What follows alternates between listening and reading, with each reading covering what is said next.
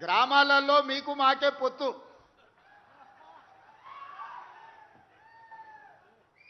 ఏ ఊర్లో ఏ పటేలైనా కళ్ళుకుండే రాకుండా దినచర్య ప్రారంభం అవ్వదు.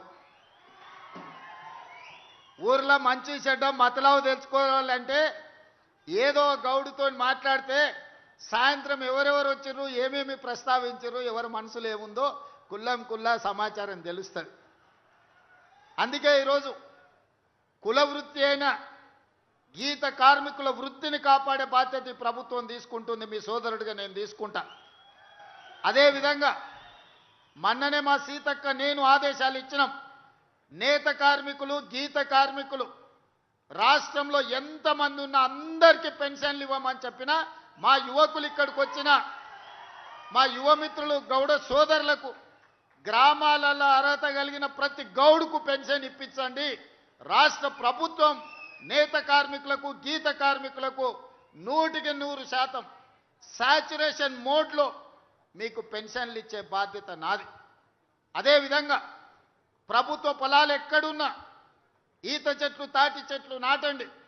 నేను ఉత్తమ్ కుమార్ రెడ్డి గారితో కూడా మాట్లాడతా. మహేష్ గౌడ్ గారికి అత్యంత సన్నిహితుడు.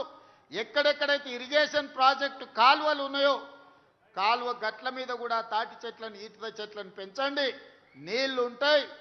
సారవంతమైన కళ్ళు, కల్తీ లేని కళ్ళు అందించడానికి, ఈత కళ్ళు, తాటి కళ్ళు అందించడానికి అవకాశం ఉంటుంది.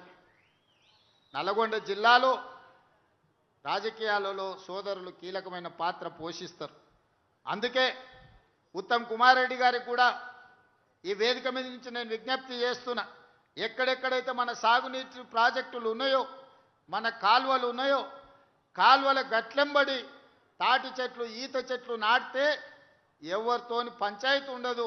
మా సోదరులు వృత్తిని, కుల వృత్తిని కొనసాగించడానికి ఉపయోగపడతాయి. పెరగడానికి 3-4 సంవత్సరాలు పట్టొచ్చు, కానీ 100 సంవత్సరాలు ఆ వృత్తిని కాపాడడానికి ఉపయోగపడతాయి. కాబట్టి ప్రభుత్వం వైపు నుంచి ఈరోజు ఆ చర్యలు కూడా చేపడుతుందని మీ అందరికి తెలియజేస్తున్నా.